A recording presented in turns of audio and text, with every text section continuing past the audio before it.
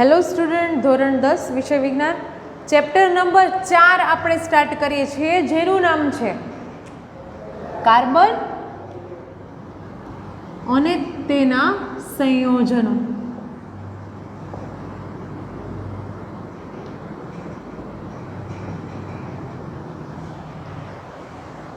કેમિસ્ટ્રીનું chapter છે આ. Carbon એટલે આપણે ખબર છે શેના વડે દર્શાવીએ આપણે? સી વડે. રેડી? કાર્બન કેટલામાં નંબરનું તત્વ છે? કાર્બનથી કઈ કઈ બનાવટ બીજી બને છે? એના સંતૃપ્ત સંયોજનો, અસંતૃપ્ત સંયોજનો, એસ્ટરીકરણ, સાબુમાં કેવી રીતના યુઝ થાય છે જેને કહેવાય સાબુનીકરણ. આ બધું આપણે આ ચેપ્ટરમાં ભણવાનું છે કે કાર્બન છે એ આપણા રોજિંદા જીવનમાં કેટલો ઉપયોગી છે. બરાબર? કાર્બન અને તેના કમ્પોનન્ટ્સમાં, તેના કમ્પાઉન્ડ્સમાં સૌથી પહેલાં આપણે પૃથ્વીના પોપડામાં કેટલા ટકા કાર્બન સમાયેલો છે આપણે જોઈએ તો સજીવની તમામ સંરચનાઓ કાર્બન ઉપર આધારિત રાખે છે. કાર્બન છે એ પૃથ્વી ઉપર 0.02%, 0.02%, ખૂબ જ ઓછો કહેવાય. એટલા પર્સન્ટેજે આ પૃથ્વીના પોપડામાં રહેલો છે. એમાંથી કેવો કાર્બન એટલે કે કાર્બન ડાયોક્સાઇડના સ્વરૂપે તે આપણને મળે છે. જે આપણે ઉચ્છ્વાસમાં બહાર કાઢીએ છીએ એ શું છે? કાર્બન ડાયોક્સાઇડ શ્વાસમાં લે છે, એ ઓક્સિજન છે.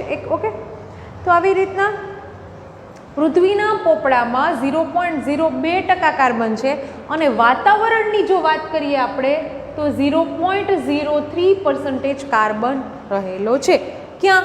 તો કે વાતાવરણ. રેડી? હવે રોજિંદા જીવનમાં અમુક કાર્બનની વસ્તુઓ આપણે જોઈએ તો ટૂથપેસ્ટ છે, પાણી, સાબુ, ડિટર્જન્ટ, દૂધ, આ બધી વસ્તુ જે છે એ કાર્બનમાં માટે ઉપયોગી છે. જ્યારે કાર્બનની આપણે વાત કરીએ તો એનાથી બનતા સંયોજક, એના સહસંયોજક બંધ, આ બધું આપણે કાર્બનમાં વિશે આપણે આ ચેપ્ટરમાં ભણવાનું છે. અને સૌપ્રથમ એક પ્રક્રિયા ભણવાની છે જેને કહેવામાં આવશે કેટેનેશન.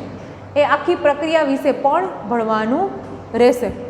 કાર્બનમાં સહસંયોજક બંધ આપણે ગયા ત્રીજા ચેપ્ટરમાં એટલે કે કેમેસ્ટ્રીના ચેપ્ટરમાં આપણે ભણી ગયા. છતાં એકવાર હું સહસંયોજક બંધની વ્યાખ્યા આપી દઉં છું.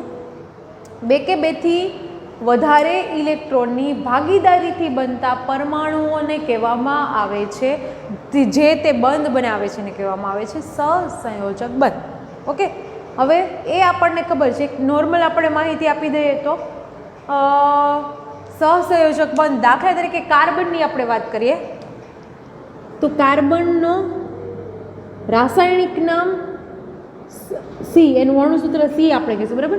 હવે આપણે એને તત્વના નામ તરીકે લઈએ તો મેં તમને 1 થી 20 તત્વનું સૂત્ર બનાવેલું હતું. એમાં કાર્બન કેટલામાં આવે તો કે હા, હી, લી, બે, બો, કા. કા એટલે કાર્બન, એટલે કેટલા મોટું તત્વ આવશે તો કે છઠ્ઠું તત્વ આવશે. બરાબર? તો છઠ્ઠું તત્વ તો એની ઇલેક્ટ્રોન રચના થશે 2, 4 થશે એનો બાહ્યતમ કક્ષાનો ઇલેક્ટ્રોન. જ્યારે બાહ્યતમ કક્ષામાં 4, 8 ઇલેક્ટ્રોન હોય તો 4 અને 8 ઇલેક્ટ્રોન હોય તો એ તટસ્થ કહેવામાં આવશે. કાર્બનની વાત કરીએ તો આપણે જેની બાહ્યતમ કક્ષામાં 4 ઇલેક્ટ્રોન છે, એટલે કે જ્યારે બાહ્યતમ કક્ષામાં 4 અને 8 ઇલેક્ટ્રોન હશે તો એ તટસ્થ ઇલેક્ટ્રોનની રચનામાં આવશે. ઓકે, તટસ્થ ઇલેક્ટ્રોનમાં આપણે કાર્બનની જે આ 4 બાહ્યતમ કક્ષા છે ને એટલા માટે એને કહેવાય છે ચતુઃ સંયોજકતા. તો કાર્બનની આપણે ચતુઃ સંયોજકતા ગણીએ તો કાર્બનનો પરમાણુ ક્રમાંક 6 છે, તેથી એની ઇલેક્ટ્રોન રચના થશે 2, 4, બાહ્યતમ કક્ષાનો ઇલેક્ટ્રોન થશે 4. હવે આ બે કક્ષા છે એટલે એક કક્ષાને કહેવાશે કે અને એક કક્ષાને કહેવાશે એલ. 4 કક્ષા હોય છે કે, એલ, એમ, એન. બરાબર? કે કક્ષામાં 2 ઇલેક્ટ્રોન, એલ કક્ષામાં 4 ઇલેક્ટ્રોન છે. બરાબર? હવે જ્યારે કોઈ પણ ઇલેક્ટ્રોન મેળવવાની કે એને ગુમાવવાની વૃત્તિ ક્યારે ધરાવે છે? જો 4 ઇલેક્ટ્રોન મેળવે, આમાં જો 1, 2, 3 ઇલેક્ટ્રોન હોત ને બાહ્યતમ કક્ષામાં તો એ હંમેશા કેવા કરત? ગુમાવી દે. 5, 6, 7 જો અહીંયા બાહ્યતમ કક્ષામાં ઇલેક્ટ્રોન હોત તો એ મેળવી લે. પણ અહીંયામાં 4 ઇલેક્ટ્રોન છે એટલે એ ગુમાવે કે મેળવે? જો એ ગુમાવશે તો કેવા બનશે? ધન બનશે. અને જો ધન બનશે તો એને કહેવાશે એન આયન. એટલે એને ધન બને તો એની પાસે કહેવાશે એને એનાયન. જો આ 4 ઇલેક્ટ્રોન એ મેળવશે તો મેળવીને બનશે માઇનસ અને કહેવાશે એને કેટાયન. તો આ એનાયન અને કેટાયન આ બેનું જે લોજિક છે એ કેવું છે? જો મારી પાસે બાહ્યતમ કક્ષામાં 1, 2 અને 3 ઇલેક્ટ્રોન હોત તો એ હંમેશા એની માટે વિચાર ન કરવો પડે. 1, 2, 3 હોય તો એ હંમેશા શું કરે? ગુમાવે. ગુમાવીને કેવા બને? તો કે ધન બને. જો મારી પાસે 5, 6 અને 7 ઇલેક્ટ્રોન હોત તો એ હંમેશા મેળવે અને મેળવીને કેવા બને? તો કે માઇનસ બને. હવે આ બે વસ્તુની જો આપણે વાત કરીએ તો આપણી પાસે અહીંયા 4 છે તો એની પાસે 2 રસ્તા ખુલ્લા છે. કાં તો એ ગુમાવી પણ શકે, કાં તો એ મેળવી શકે. જો ગુમાવે તો કેવા બનશે? એનાયન બનશે. જો મેળવશે તો કેવા બનશે? કેટાયન બનશે. બરાબર. તો આ એના 2 સૂત્ર છે કે. અને બીજી વાત કરીએ તો ઇલેક્ટ્રોન બંને પરમાણુની બાહ્યતમ કક્ષાના જ હોય છે અને નિષ્ક્રિય વાયુ જેવી અષ્ટક રચના તે પ્રાપ્ત કરે છે. જો મારી પાસે અહીંયા 4 આયન ગુમાવી દીધા તો કેટલા વધે? તો કે આ 2 એક જ વધે, કે કક્ષા એક જ વધે.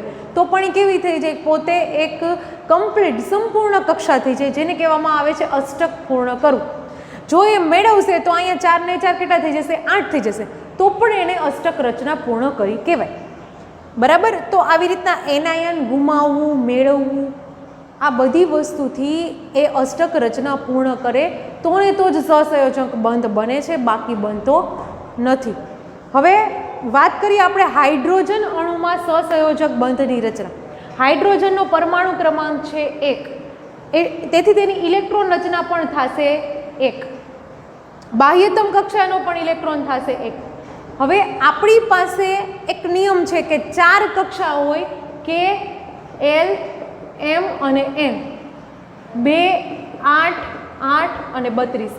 જો આ કક્ષા સંપૂર્ણપણે ભરાયેલી હોય તો જ, જો પહેલી કક્ષામાં 2 ઇલેક્ટ્રોન કરતાં 1 ઇલેક્ટ્રોન પણ વધુ આવી જાય તો એ બીજી કક્ષાને ટ્રાન્સફર કરી દેશે, એ પોતે રાખશે નહીં.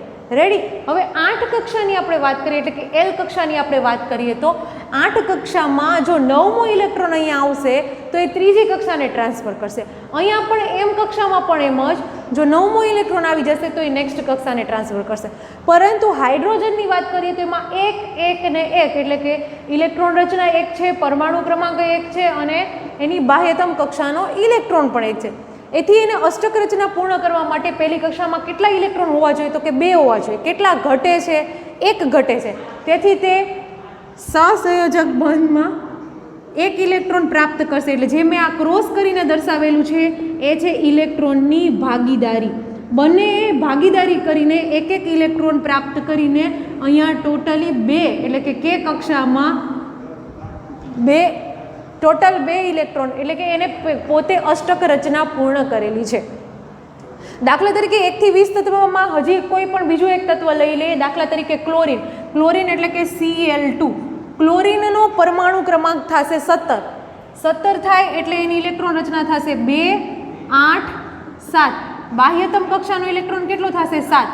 જો 5, 6 અને 7 ઇલેક્ટ્રોન બાહ્યતમ કક્ષામાં તમને જોવા મળે તો હંમેશા એ ઇલેક્ટ્રોનને મેળવે છે. કેટલા ઇલેક્ટ્રોન મેળવવા પડશે? તો કે 1 ઇલેક્ટ્રોન મેળવવો પડશે. 8 કરવા હોય અને 7 છે બાહ્યતમ કક્ષાના ઇલેક્ટ્રોન, તો 1 ઇલેક્ટ્રોન મેળવવો પડશે.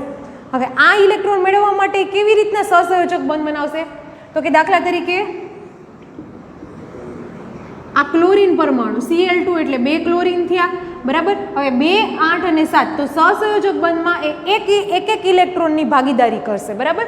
તો એને અષ્ટક રચના પૂર્ણ કરવા માટે અહીંયા 1 અને 2 આવી રીતના Cl અને બની ગયો આખો Cl2નો અણુ. તો આ બનાવ્યો ક્લોરીને સહસંયોજક બંધ. રેડી. ક્લોરીનનો સહસંયોજક બંધની રચના જો આપણે લખવી હોય તો કેવી રીતના લખવાની? તો કે પહેલું છે ક્લોરીન છે, એમાં છેલ્લી બાહ્યતમ કક્ષાના ઇલેક્ટ્રોન રાખવાના. કેટલા થયા? તો કે 7 થયા. તો આપણે કેવી રીતના દર્શાવશું? 1, 2, 3, 4, 5, 6 અને 7. અહીંયા પણ 1, 2, 3, 4, 5, 6 અને 7. નેક્સ્ટ આપણે જોઈએ જે ક્લોરીનનો અણુ બની જાય છે, આ બંને શું છે તો કે Cl પરમાણુ, આ પણ શું છે તો કે Cl પરમાણુ. આ જે સહસંયોજક બંધ બનાવીને જે બની ગયેલો છે એ શું છે તો કે Cl નો અણુ બની ગયો છે, Cl2 અણુ. હવે એમાં કેવી રીતના એક એક ઇલેક્ટ્રોનની ભાગીદારી કરશે. અહીંયા ઇલેક્ટ્રોનની જો તમારે ભાગીદારી કરાવવી હોય તો બાહ્યતમ જે કક્ષા છે એમાં જેટલા ઇલેક્ટ્રોન ઘટે છે એ ઇલેક્ટ્રોન અહીંયા લખી દે. પણ બંને કેવા હોવા જોઈએ? એનાથી ડબલ હોવા જોઈએ. દાખલા તરીકે ક્લોરીન કેટલા છે? અહીંયા 2 છે, તો એક ક્લોરીનમાં એક ઇલેક્ટ્રોન ઘટે છે, તો બે ક્લોરીનમાં કેટલા ઘટે? 2 ઘટે. તો એટલે આપણે અહીંયા ઇલેક્ટ્રોનની ભાગીદારી કરીએ છીએ 2 ઇલેક્ટ્રોનથી. બાકીના જે ઇલેક્ટ્રોન છે આપણે એ લખી નાખવાના કે 1 2 3 4 5 6 7 8, 2 4 6 અને 8. બરાબર. આ ઇલેક્ટ્રોનની આ ક્લોરીન અણુમાં 8 ઇલેક્ટ્રોન થઈ ગયા, આ ક્લોરીન અણુમાં 8 ઇલેક્ટ્રોન થઈ ગયા. બંને કેટલા ઇલેક્ટ્રોનની ભાગીદારી કરી? તો કે એક ઇલેક્ટ્રોનની ભાગીદારી કરી, એટલે એ બનાવે છે સહસંયોજક બંધ. આ જે છે એને આપણે કહીશું સહસંયોજક બંધ. જે આપણે એકલ બંધથી જોડાયેલા છે એટલે આપણે એને એક ઇલેક્ટ્રોનની ભાગીદારી કરેલી છે એટલે આપણે એને એકલ બંધ વડે દર્શાવીશું. રેડી? હવે આપણે વાત કરીએ પાણીના અણુની.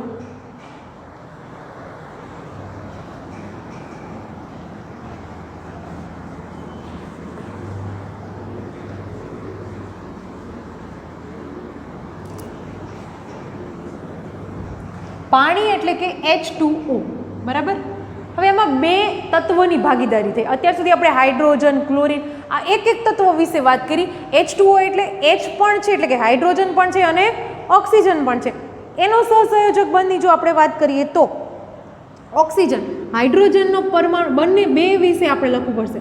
હાઇડ્રોજનનો પરમાણુ ક્રમાંક 1 છે, એની ઇલેક્ટ્રોન રચના 1 થશે અને એની બાહ્યતમ કક્ષાનો ઇલેક્ટ્રોન પણ 1 થશે. ઓક્સિજન એટલે 8 ઇલેક્ટ્રોન રચના, ઓક્સિજન એટલે પરમાણુ ક્રમાંક 8 થશે, ઇલેક્ટ્રોન રચના થશે 2 6, 6 ને 2 8 અને એનો બાહ્યતમ કક્ષાનો ઇલેક્ટ્રોન થશે 6. હવે આણે 1 ઇલેક્ટ્રોન ગુમાવવો છે અને આણે 2 ઇલેક્ટ્રોન મેળવવા છે એટલે એની માટે એ સહસંયોજક બંધ બનાવશે. રેડી? હવે હાઇડ્રોજનની આપણે વાત કરીએ. આ ઓક્સિજન છે, હાઇડ્રોજન ઇલેક્ટ્રોન રચનામાં આણે એક ઇલેક્ટ્રોનની ભાગીદારી કરશે એટલે કે એને એક જ ઇલેક્ટ્રોનની ખામી છે. અને ઓક્સિજન એટલે કે એને 6 બાહ્યતમ કક્ષામાં 6 ઇલેક્ટ્રોન છે, તો એને કેટલા ઇલેક્ટ્રોન મેળવવા છે? 2 ઇલેક્ટ્રોન મેળવવા છે. જો મેળવીને કેવો બનશે? એ માઇનસ. અને હાઇડ્રોજન છે એ ગુમાવીને કેવો બનશે? તો કે ધન બનશે. પણ તમે જોઈ શકો છો અહીંયા હાઇડ્રોજનના કેટલા અણુ છે? 2 અણુ છે. એટલે હાઇડ્રોજનને 1 અને 1 એટલે એકને 2 ઇલેક્ટ્રોન મેળવવા છે, એકને 2 ઇલેક્ટ્રોન ગુમાવવા છે. તો તેથી એ પોતે બનાવે છે સહસંયોજક બંધ. ઓકે. હવે હાઇડ્રોજનની અને એની આપણે ઇલેક્ટ્રોન રચના સૂત્ર લખીએ તો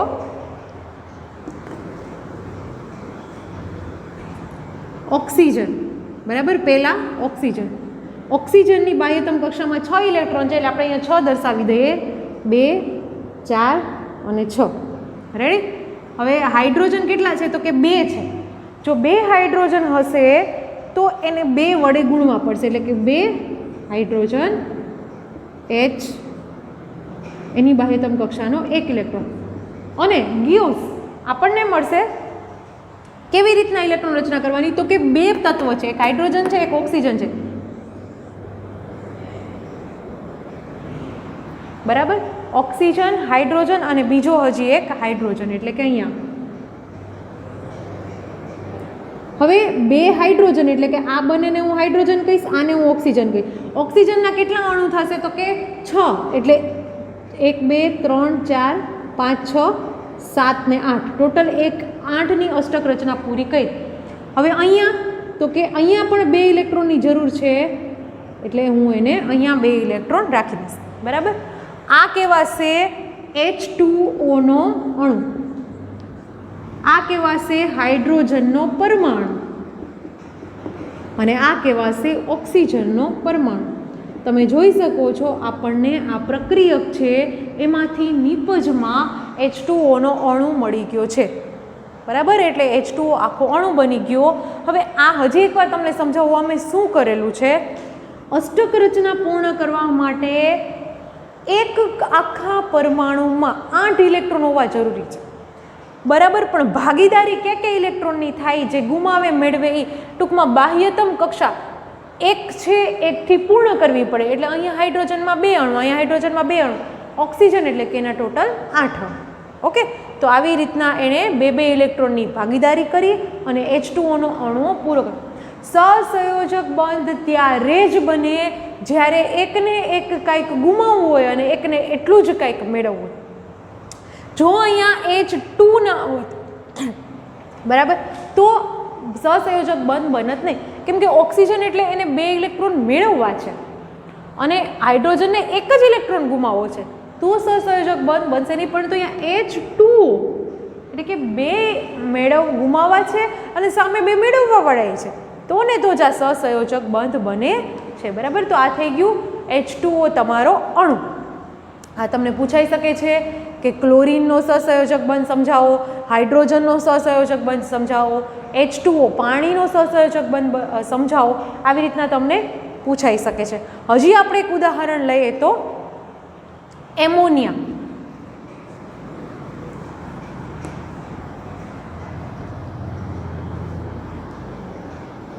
એમોનિયાનો સહસંયોજક બંધ તમને સમજાવવાનું કહે તો એમોનિયાનું અણુસૂત્ર એટલે કે NH3, બરાબર. હવે બંનેની આપણે પરમાણુ ક્રમાંક અને ઇલેક્ટ્રોન રચના કરીએ તો નાઇટ્રોજન એટલે કે પરમાણુ ક્રમાંક 7, ઇલેક્ટ્રોન રચના થશે 2 5, 5 ને 2 7, અને એની બાહ્યતમ કક્ષાનો ઇલેક્ટ્રોન થશે 5. હવે હાઇડ્રોજનની વાત કરીએ તો હાઇડ્રોજન કેટલા છે? 3 છે, તો 3 હાઇડ્રોજન એટલે 3 વાળું હાઇડ્રોજન લખવું, બરાબર. ઇલેક્ટ્રોન રચના 1, પરમાણુ ક્રમાંક પણ 1 અને બાહ્યતમ કક્ષાનો ઇલેક્ટ્રોન પણ 1, બરાબર. હાઇડ્રોજનને પોતાને 3 ઇલેક્ટ્રોન કેવા કરવા છે? ગુમાવવા છે.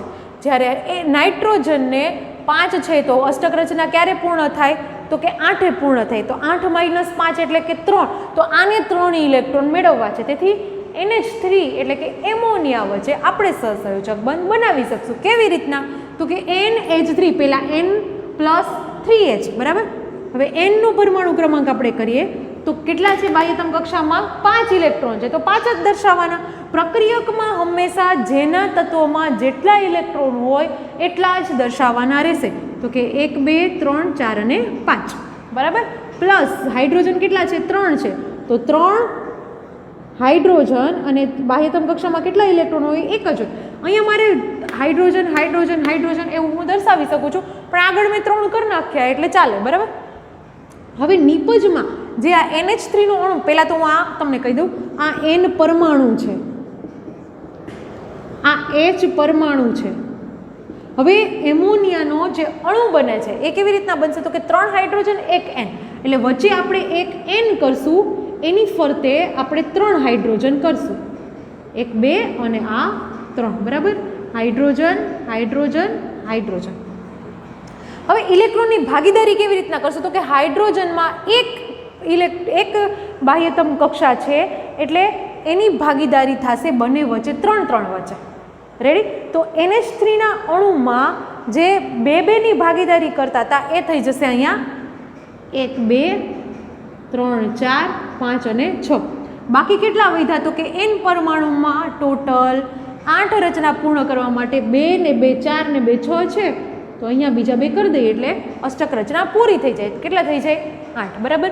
કેમ કે આ પહેલી કક્ષા છે K છે, આ બીજી કક્ષા L થાય, તો L કક્ષામાં કેટલા ઇલેક્ટ્રોન હોવા જોઈએ? 8 હોવા જોઈએ. એટલા માટે આપણે ટોટલ દર્શાવેલા છે 8. હાઇડ્રોજનમાં કેટલા ઇલેક્ટ્રોન હોવા જોઈએ? તો કે 2 ઇલેક્ટ્રોન હોવા જોઈએ. એક ઇલેક્ટ્રોનની ભાગીદારી કરે છે, તો અહીંયા 2 અહીંયા 2 અને અહીંયા 2. અને આ જે ઉપર ઓવરલેપિંગ જે તમને સ્તર દેખાય છે એ તમને કેવું દેખાય છે? તો કે ઓવરલેપિંગ જે છે એ છે તમારા 3 સહસંયોજક બંધ. ઓકે, તો આવી રીતના NH3 છે એ પોતે નાઇટ્રોજન હારે હાઇડ્રોજન હારે ત્રિબંધ બનાવે છે. એટલે આ જે થઈ ગયું એ શું થઈ ગયું? NH3 નો અણુ થઈ ગયો, બરાબર. જોયું તમે? નાઇટ્રોજન પરમાણુ, હાઇડ્રોજન પરમાણુ અને NH3 નો શું થઈ ગયો? અણુ થઈ ગયો. તો આવી રીતના તમને પૂછાય છે કે એમોનિયાનો સહસંયોજક બંધ કયો, એ પાણીનો સહસંયોજક બંધ, ક્લોરીન છે, હાઇડ્રોજન છે, આ બધાના સહસંયોજક બંધ વિશે તમારે ભણવાનું છે. કાલે આપણે જોશું ઓક્સિજન અને મિથેનના અણુના સહસંયોજક બંધ. આ તમે ઘરેથી પ્રેક્ટિસ કરશો તો જ તમને આવડશે, બાકી આવડશે નહીં. એક વસ્તુ યાદ રાખવાની, અષ્ટક રચના પૂર્ણ કરવા માટે કોઈ પણ કક્ષામાં, પહેલી કક્ષા હોય તો કે કક્ષા છે તો એમાં 2 ઇલેક્ટ્રોન જરૂરી છે, એલ કક્ષા છે તો એમાં 8 ઇલેક્ટ્રોન જરૂરી છે, એમ કક્ષા છે તો એમાં 8 ઇલેક્ટ્રોન જરૂરી છે, અને એન કક્ષા એ તમારા સિલેબસમાં નથી. જો તમે 11-12 સાયન્સમાં જશો તો તમારી પાસે એન કક્ષા ત્યારે તમારે ભણવાની છે. આજે આપણે સિલેબસમાં કે, એલ અને એમાં 3 જ કક્ષા ભણવાની આવશે, બરાબર.